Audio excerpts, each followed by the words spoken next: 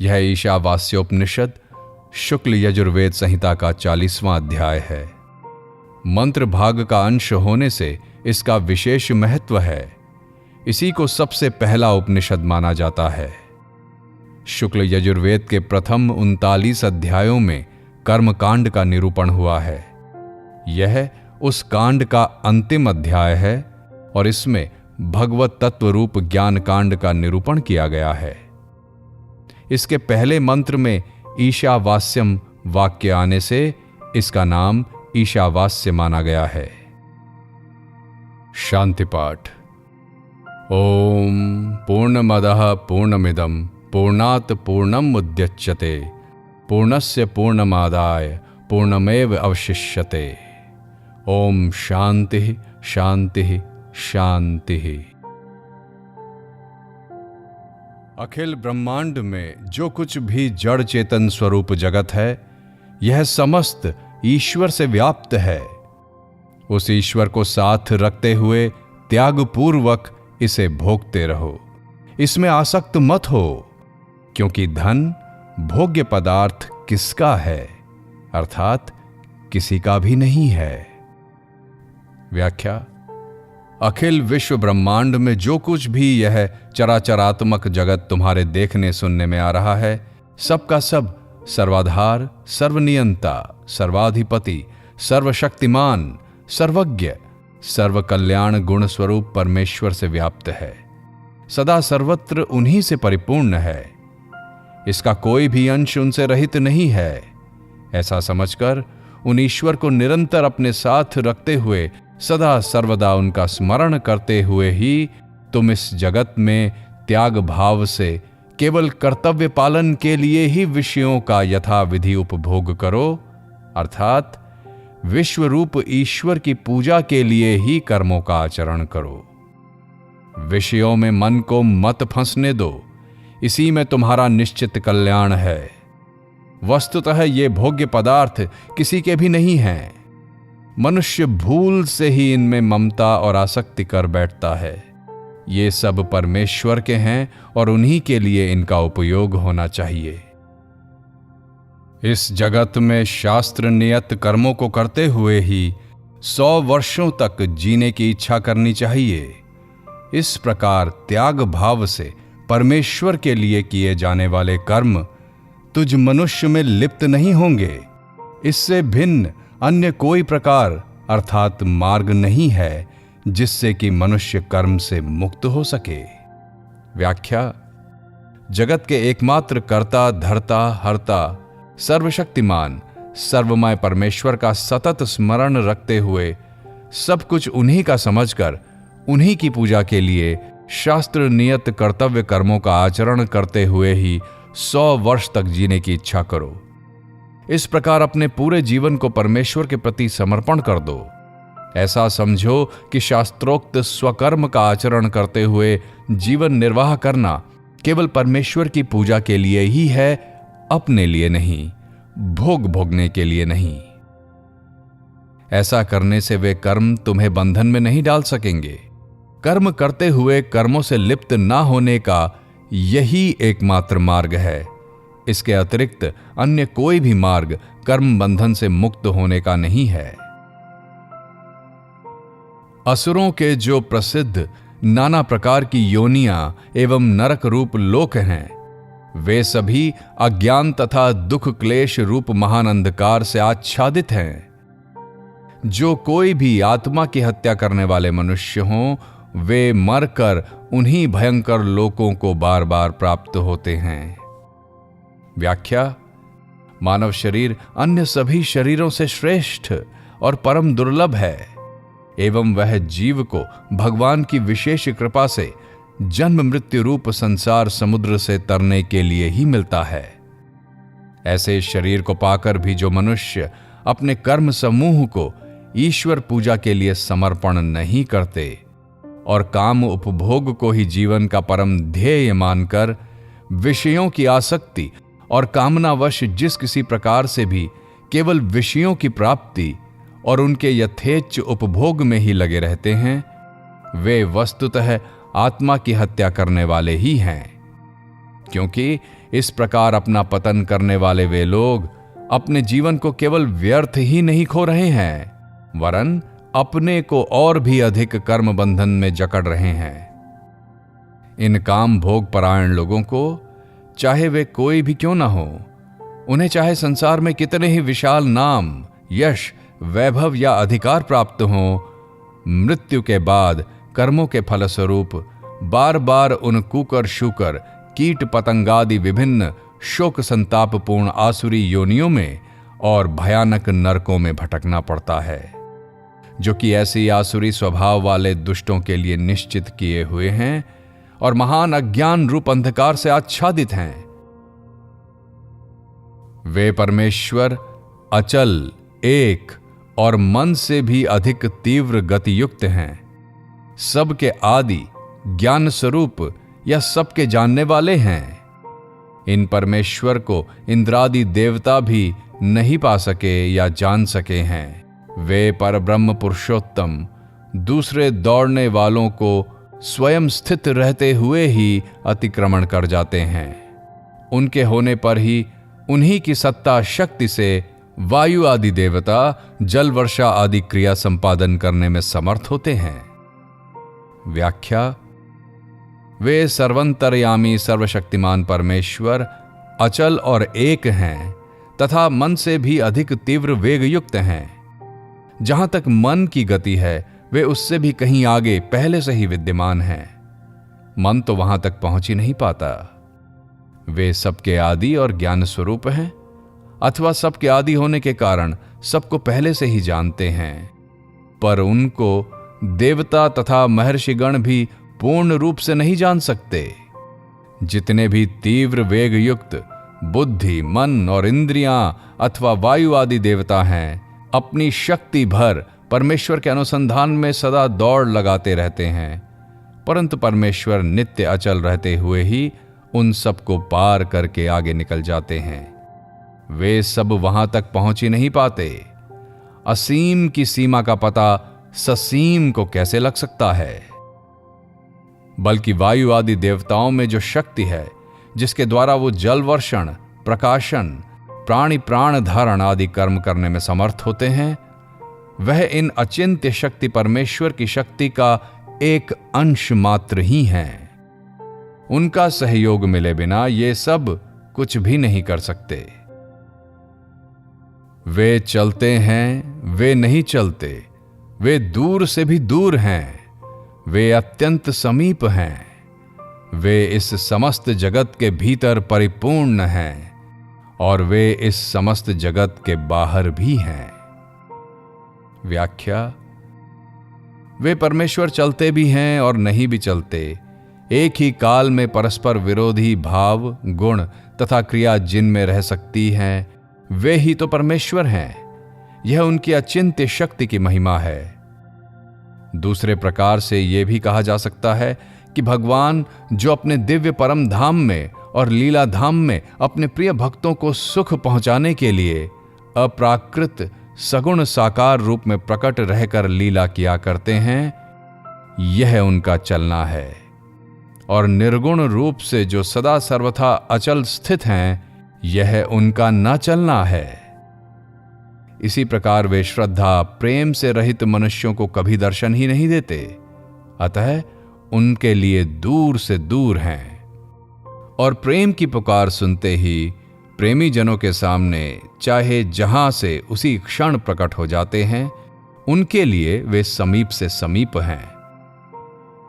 इसके अतिरिक्त वे सदा सर्वत्र परिपूर्ण हैं, इसलिए दूर से दूर भी वे ही हैं और समीप से समीप भी वे ही हैं, क्योंकि ऐसा कोई स्थान ही नहीं है जहां वे ना हो। सबके अंतर्यामी होने के कारण भी वे अत्यंत समीप हैं, पर जो अज्ञानी लोग उन्हें इस रूप में नहीं पहचानते, उनके लिए वे बहुत दूर हैं। वस्तुतः वे इस समस्त जगत के परम आधार हैं और परम कारण वे ही हैं। इसलिए बाहर भीतर सभी जगह वे ही परिपूर्ण हैं। परंतु जो मनुष्य संपूर्ण प्राणियों को परमात्मा में ही निरंतर देखता है और संपूर्ण प्राणियों में परमात्मा को देखता है, उसके पश्चात वह कभी भी किसी से घृणा नहीं करता। व्याख्या: इस प्रकार जो मनुष्य प्राणी मात्र को सर्वाधार पर ब्रह्म पुरुषोत्तम परमात्मा में देखता है और सर्वंतर्यामी परम प्रभु परमात्मा को प्राणी मात्र में देखता है, वह कैसे किससे घृणा या द्वेष कर सकता है? वह तो सदा सर्वत्र अपने परम प्रभु के ही दर्शन करता हुआ मन ही मन सबको प्रणाम करता रहता है तथा सबकी सब प्रकार सेवा करना और उन्हें सुख पहुंचाना चाहता है।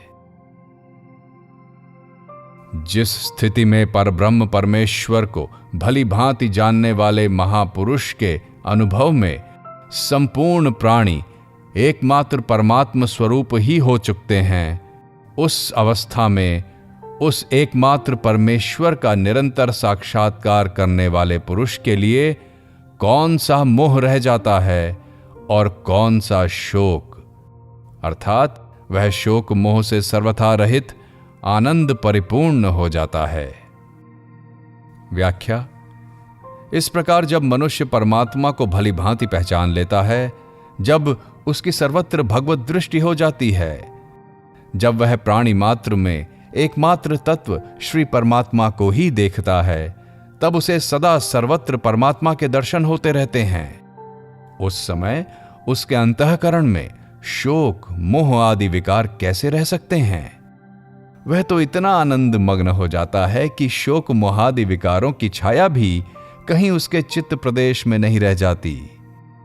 लोगों के देखने में वह सब कुछ करता हुआ भी वस्तुतः अपने प्रभु में ही क्रीड़ा करता रहता है। उसके लिए प्रभु और प्रभु की लीला के अतिरिक्त अन्य कुछ रह ही नहीं जाता। वह महापुरुष उन परम तेजोमय सूक्ष्म शरीर से रहित, छिद्र रहित या क्षत रहित, शिराओं से रहित, स्थूल 5 भौतिक शरीर से रहित, अप्राकृत दिव्य सच्चिदानंद स्वरूप शुभाशुभ कर्म संपर्क शून्य परमेश्वर को प्राप्त हो जाता है, जो सर्वदृष्टा, सर्वज्ञ एवं ज्ञान स्वरूप, सर्वोपरि विद्यमान एवं सर्वनियंता स्वेच्छा से प्रकट होने वाले हैं और अनादिकाल से सब प्राणियों के कर्मानुसार यथा योग्य संपूर्ण पदार्थों की रचना करते आए हैं। व्याख्या: परमेश्वर को सर्वत्र जानने देखने वाला महापुरुष उन परब्रह्म पुरुषोत्तम सर्वेश्वर को प्राप्त होता है, जो शुभाशुभ कर्म जनित प्राकृत सूक्ष्म देह तथा 5 भौतिक अस्थि शिरा मांसादिमय षड विकार युक्त स्थूल देह से रहित, छिद्र रहित, दिव्य शुद्ध सच्चिदानंद घन हैं, एवं जो क्रांतदर्शी सर्वदृष्टा हैं, सबके ज्ञाता, सबको अपने नियंत्रण में रखने वाले सर्वाधिपति हैं और कर्म परवश नहीं वरन स्वेच्छा से प्रकट होने वाले हैं, तथा जो सनातन काल से सब प्राणियों के लिए उनके कर्मानुसार समस्त पदार्थों की यथा योग्य रचना और विभाग व्यवस्था करते आए हैं। जो मनुष्य अविद्या की उपासना करते हैं, वे अज्ञान स्वरूप घोर अंधकार में प्रवेश करते हैं, और जो मनुष्य विद्या में रत हैं, अर्थात ज्ञान के मिथ्या अभिमान में मत हैं, वे उससे भी अधिकतर अंधकार में प्रवेश करते हैं। व्याख्या: जो मनुष्य भोगों में आसक्त होकर उनकी प्राप्ति के साधन रूप अविद्या का विविध प्रकार के कर्मों का अनुष्ठान करते हैं, वे उन कर्मों के फलस्वरूप अज्ञान अंधकार से परिपूर्ण विविध योनियों और भोगों को ही प्राप्त होते हैं। वे मनुष्य जन्म के चरम और परम लक्ष्य श्री परमेश्वर को न पाकर निरंतर जन्म मृत्यु रूप संसार के प्रवाह में पड़े हुए विविध तापों से संतप्त होते रहते हैं। दूसरे, जो मनुष्य न तो अंतःकरण की शुद्धि के लिए कर्तापन के अभिमान से रहित कर्मों का अनुष्ठान करते हैं और न विवेक वैराग्य आदि ज्ञान के प्राथमिक साधनों का ही सेवन करते हैं, परंतु केवल शास्त्रों को पढ़ सुनकर अपने में विद्या का ज्ञान का मिथ्या आरोप करके ज्ञान अभिमानी बन बैठे हैं, ऐसे मिथ्या ज्ञानी मनुष्य अपने को ज्ञानी मानकर हमारे लिए कोई भी कर्तव्य नहीं है, इस प्रकार कहते हुए कर्तव्य कर्मों का त्याग कर देते हैं और इंद्रियों के वश में होकर शास्त्र विधि से विपरीत मनमाना आचरण करने लगते हैं। इससे वे लोग सकाम भाव से कर्म करने वाले विषय आसक्त मनुष्यों की अपेक्षा भी अधिकतर अंधकार को, यानी पशु पक्षी शूकर कुकर आदि नीच योनियों को और घोर नरकों को प्राप्त होते हैं। ज्ञान के यथार्थ अनुष्ठान से दूसरा ही फल बतलाते हैं और कर्मों के यथार्थ अनुष्ठान से दूसरा ही फल बतलाते हैं। इस प्रकार हमने उन धीर पुरुषों के वचन सुने हैं जिन्होंने हमें उस विषय की व्याख्या करके भली भांति समझाया था। व्याख्या: सर्वोत्तम फल प्राप्त करने वाले ज्ञान का यथार्थ स्वरूप है नित्यानित्य वस्तु का विवेक, क्षणभंगुर विनाशशील अनित्य अहलौकिक और पारलौकिक भोग सामग्रियों और उनके साधनों से पूर्ण विरक्ति, संयम पूर्ण पवित्र जीवन और एकमात्र सच्चिदानंद घन पूर्ण ब्रह्म के चिंतन में अखंड संलग्नता। इस यथार्थ ज्ञान के अनुष्ठान से प्राप्त होता है परब्रह्म पुरुषोत्तम। यथार्थ ज्ञान का यह सर्वोत्तम फल ज्ञान अभिमान में रत स्वेच्छाचारी मनुष्यों को जो दुर्गति रूप फल मिलता है, उससे सर्वथा भिन्न और विलक्षण है। इसी प्रकार सर्वोत्तम फल प्राप्त कराने वाले कर्म का स्वरूप है कर्म में कर्तापन के अभिमान का अभाव, राग द्वेष और फल कामना का अभाव एवं अपने वर्णाश्रम तथा परिस्थिति के अनुरूप केवल भगवत सेवा के भाव से श्रद्धा पूर्वक शास्त्र विहित कर्मों का यथा योग्य सेवन। इसके अनुष्ठान से समस्त दुर्गुण और दुराचार का अशेष रूप से नाश हो जाता है और हर्ष शोकादि समस्त विकारों से रहित होकर साधक मनुष्यमय संसार सागर से तर जाता है। इस प्रकार हमने उन परम ज्ञानी महापुरुषों से सुना है जिन्होंने हमें यह विषय पृथक पृथक रूप से व्याख्या करके भली भांति समझाया था। जो मनुष्य उन दोनों को अर्थात ज्ञान के तत्व को और कर्म के तत्व को भी साथ साथ यथार्थतः जान लेता है, वह कर्मों के अनुष्ठान से मृत्यु को पार करके ज्ञान के अनुष्ठान से अमृत को भोगता है, अर्थात अविनाशी आनंदमय परब्रह्म पुरुषोत्तम को प्रत्यक्ष प्राप्त कर लेता है। व्याख्या: कर्म और अकर्म का वास्तविक रहस्य समझने में बड़े बड़े विद्वान पुरुष भी भूल कर बैठते हैं। इसी कारण कर्म रहस्य से अनभिज्ञ ज्ञान अभिमानी मनुष्य कर्म को ब्रह्म ज्ञान में बाधक समझ लेते हैं और अपने वर्णाश्रम उचित आवश्यक कर्तव्य कर्मों का त्याग कर देते हैं, परंतु इस प्रकार के त्याग से उन्हें त्याग का यथार्थ फल कर्म बंधन से छुटकारा नहीं मिलता। इसी प्रकार ज्ञान अकर्मावस्था यानी नैष्कर्म का तत्व ना समझने के कारण मनुष्य अपने को ज्ञानी तथा संसार से ऊपर उठे हुए मान लेते हैं। अतः वे या तो अपने को पुण्य पाप से अलिप्त मानकर मनमाने कर्माचरण में प्रवृत्त हो जाते हैं या कर्मों को भार रूप समझकर उन्हें छोड़ देते हैं और आलस्य, निद्रा तथा प्रमाद में अपने दुर्लभ मानव जीवन के अमूल्य समय को नष्ट कर देते हैं। इन दोनों प्रकार के अनर्थों से बचने का एकमात्र उपाय कर्म और ज्ञान के रहस्य को साथ साथ समझकर उनका यथा योग्य अनुष्ठान करना ही है।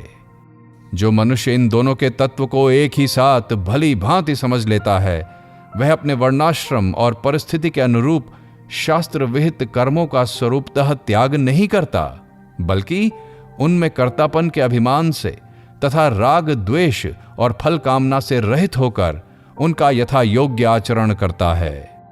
इससे उसकी जीवन यात्रा भी सुखपूर्वक चलती है और इस भाव से कर्मानुष्ठान करने के फलस्वरूप उसका अंतःकरण समस्त दुर्गुणों एवं विकारों से रहित होकर अत्यंत निर्मल हो जाता है और भगवत कृपा से वह मृत्युमय संसार से सहज ही तर जाता है। जो मनुष्य विनाशशील देव पितर मनुष्य आदि की उपासना करते हैं, वे अज्ञान रूप घोर अंधकार में प्रवेश करते हैं, और जो अविनाशी परमेश्वर में रत हैं, अर्थात उनकी उपासना के मिथ्याभिमान में मत हैं, वे उनसे भी मानो अधिकतर अंधकार में प्रवेश करते हैं। व्याख्या: जो मनुष्य विनाशशील स्त्री, पुत्र, धन, मान, कीर्ति, अधिकार आदि इस लोक और परलोक की भोग सामग्रियों में आसक्त होकर उन्हीं को सुख का हेतु समझते हैं तथा उन्हीं के अर्जन सेवन में सदा संलग्न रहते हैं एवं इन भोग सामग्रियों की प्राप्ति, संरक्षण तथा वृद्धि के लिए उन विभिन्न देवता, पितर और मनुष्य आदि की उपासना करते हैं, जो स्वयं जन्म मरण के चक्र में पड़े हुए होने के कारण शरीर की दृष्टि से विनाशशील हैं, ऐसे वे भोगासक्त मनुष्य अपनी उपासना के फलस्वरूप विभिन्न देवताओं के लोकों को और विभिन्न भोग योनियों को प्राप्त होते हैं। यही उनका अज्ञान रूप घोर अंधकार में प्रवेश करना है। दूसरी ओर जो मनुष्य शास्त्र के तात्पर्य को तथा भगवान के दिव्य गुण, प्रभाव, तत्व और रहस्य को न समझने के कारण न तो भगवान का भजन ध्यान ही करते हैं और न श्रद्धा का अभाव तथा भोगों में आसक्ति होने के कारण लोक सेवा और शास्त्र विहित देवोपासना में ही प्रवृत्त होते हैं, ऐसे वे विषयासक्त मनुष्य झूठ मूठ ही अपने को ईश्वरोपासक बतलाकर सरल हृदय जनता से अपनी पूजा कराने लगते हैं। ये लोग मिथ्या अभिमान के कारण देवताओं को तुच्छ बतलाते हैं और शास्त्र अनुसार अवश्य कर्तव्य देव पूजा तथा गुरुजनों का सम्मान सत्कार करना भी छोड़ देते हैं। इतना ही नहीं, दूसरों को भी अपने वाग जाल में फंसाकर उनके मनों में भी देवोपासना आदि के प्रति अश्रद्धा उत्पन्न कर देते हैं। ये लोग अपने को ही ईश्वर के समकक्ष मानते मनमाते हुए मनमाने दुराचरण में प्रवृत्त हो जाते हैं। ऐसे दंभी मनुष्यों को अपने दुष्कर्म का कुफल भोगने के लिए बाध्य होकर कुकर, शुकर आदि नीच योनियों में और नरकों में जाकर भीषण यंत्रणाएं भोगनी पड़ती हैं।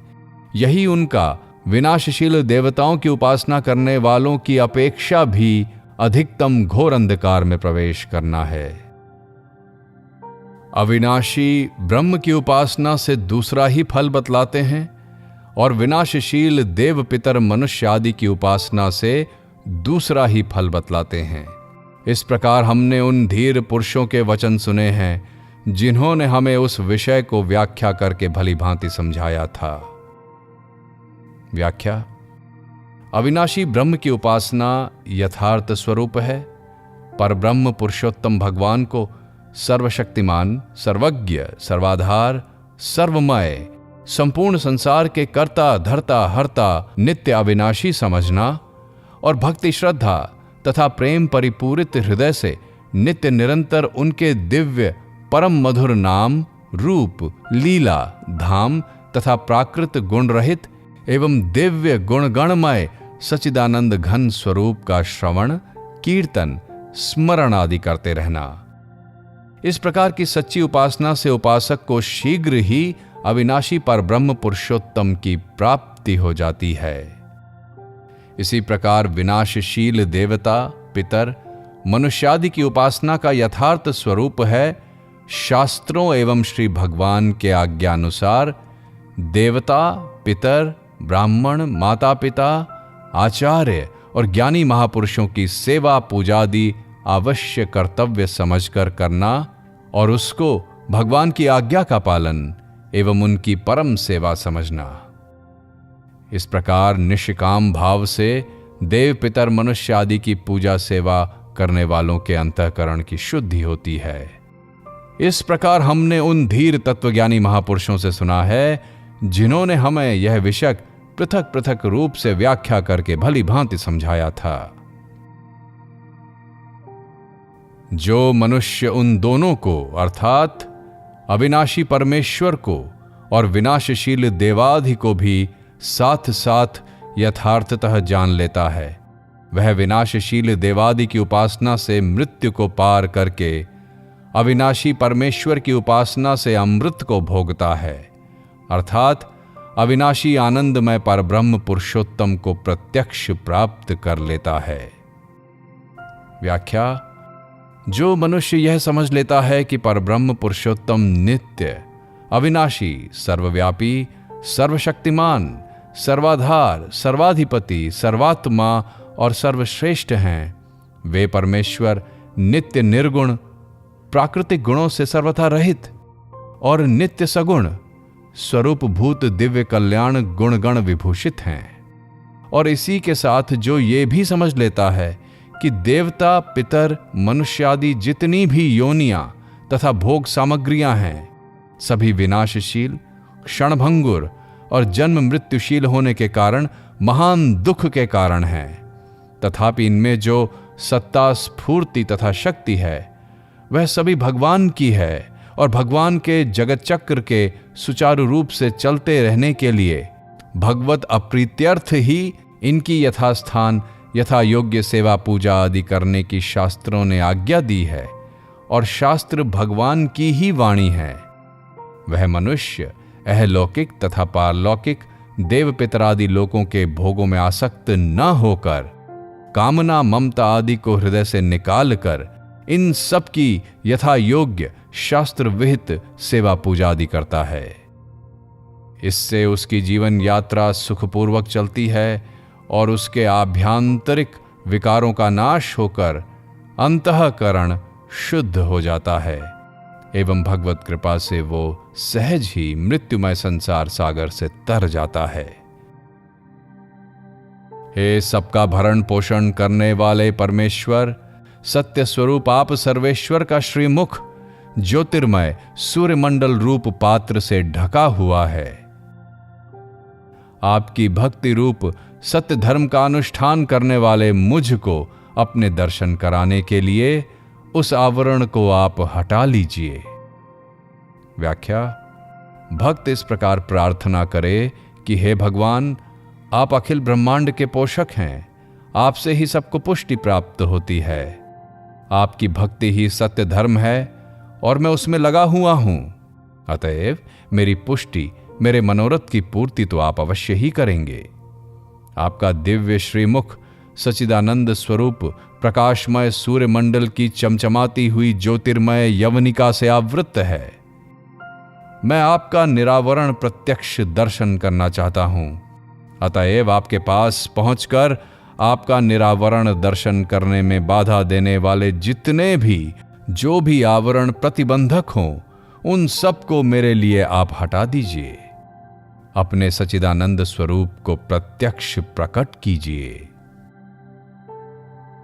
हे भक्तों का पोषण करने वाले, हे मुख्य ज्ञान स्वरूप, हे सबके नियंता, हे भक्तों या ज्ञानियों के परम लक्ष्य रूप, हे प्रजापति के प्रिय, इन रश्मियों को एकत्र कीजिए या हटा लीजिए। इस तेज को समेट लीजिए या अपने तेज में मिला लीजिए। जो आपका अतिशय कल्याणमय दिव्य स्वरूप है, उस आपके दिव्य स्वरूप को मैं आपकी कृपा से ध्यान के द्वारा देख रहा हूं। जो वह सूर्य का आत्मा है, वह परम पुरुष आपका ही स्वरूप है, मैं भी वही हूं।